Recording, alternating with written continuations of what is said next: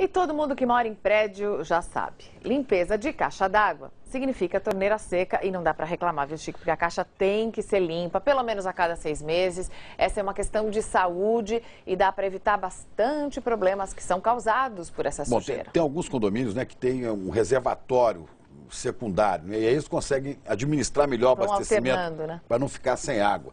Mas a verdade é que a limpeza da caixa d'água, ela é muito importante e pouca gente se lembra disso.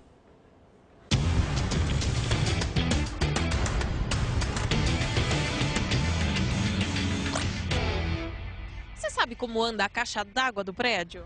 Não faço ideia. A gente não pode dizer assim como anda a caixa d'água, porque ela fica lá em cima, a gente não, né, como vai ver a caixa d'água, né? A gente não sabe.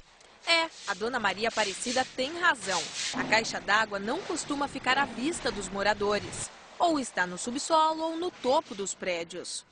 A higienização correta garante a qualidade da água que chega a cada um dos apartamentos. A vigilância sanitária recomenda que a limpeza seja feita a cada 6 meses. Em época de chuva, o risco de acumular sujeira é ainda maior. A cada 6 meses, se você não mantém a sua limpeza de caixa d'água, cria lodo, onde vai dar mal-estar, dores de cabeça, diarreia e vários outros tipos de doença, né? Por isso, a dona Marta, que é síndica de um prédio na Zona Norte, guarda o lembrete na agenda.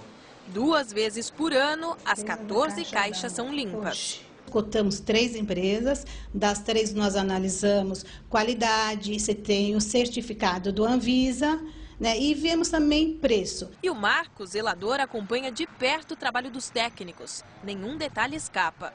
Eu já sei o estado que é a caixa d'água quando está suja.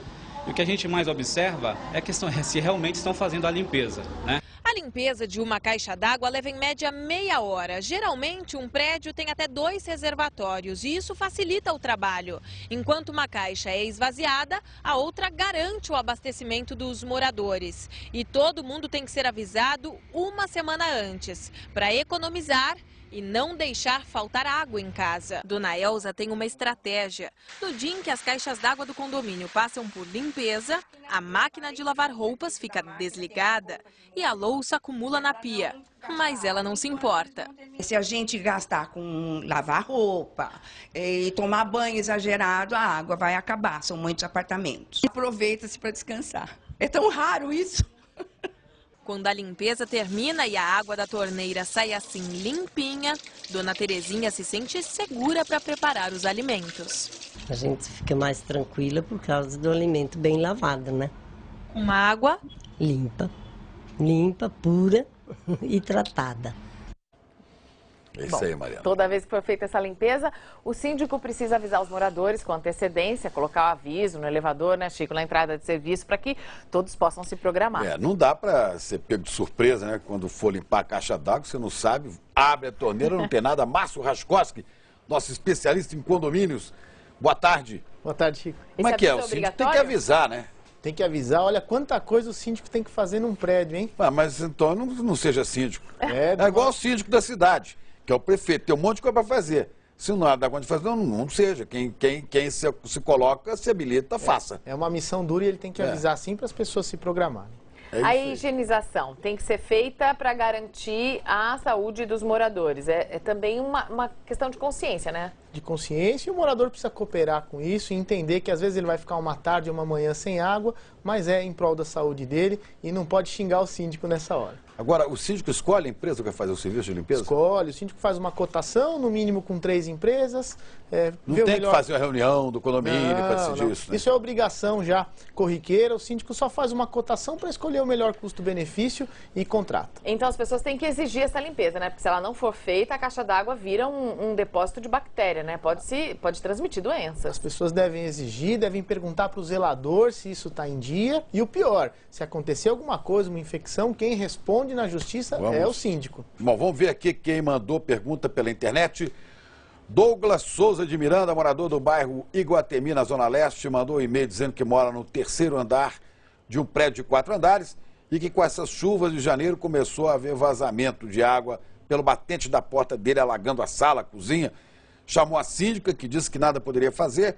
Nesse caso, a responsabilidade é do condomínio, o que o Douglas pode fazer? O batente da porta dele. A síndica tem muito o que fazer. Primeiro precisa investigar se não é uma falha construtiva. Se estiver dentro daquele prazo de garantia de 5 anos, é a construtora que precisa resolver. Agora, 5 anos de garantia. 5 anos. Agora, se já passou o prazo de garantia, aí o síndico tem que descobrir de onde vem o problema e resolver.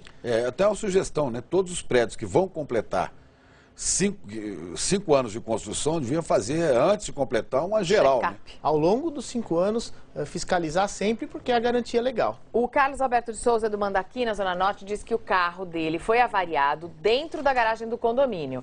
Ele chamou o zelador, chamou o síndico, os dois disseram que iam analisar as imagens do circuito interno, só que eles não encontraram nada. O Carlos disse que o carro só pode ter sido estragado ali no prédio. O que ele pode fazer nesse caso? Nesse caso já é diferente. O condomínio não tem responsabilidade, porque senão abre um precedente perigoso. Todo mundo vai chegar lá com o carro riscado e vai falar que foi dentro do condomínio. Só dá para fazer alguma coisa se tiver a imagem comprovando o que aconteceu. Aí ele vai processar quem riscou o carro dele, quem estragou o carro dele, não o condomínio. Tá vendo? É por isso que é bom ter aqui o Márcio Raskoski, com essas informações todas importantes para você que vive em condomínio e que pode participar da nossa conversa, né, Maria? Obrigada, Márcio. Pode sim, você participa da nossa conversa com o Márcio Raskoski. Basta acessar a página de São Paulo do G1 e clicar no Meu Condomínio Tem Solução. Participe.